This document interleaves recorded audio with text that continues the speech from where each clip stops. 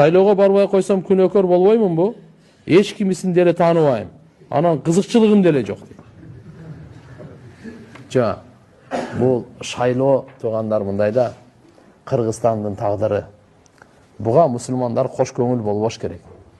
Албетте, ошол арасынан татыктуу болбосо дагы арасынан жакшырагы болот баарыбир. Эртеби кечпи баарыбыз бирөөнү көрсөтүп баарыбир келет да, сен каалайсыңбы, каалабайсыңбы? Бирок биздин добушубуз башка жака кетпесин. Ошон үчүн ошо карап туруңуз дагы баардыгын сиз кайсыны туурараак көрөсүзбү? Вот ошого добушуңузду берип коюңуз.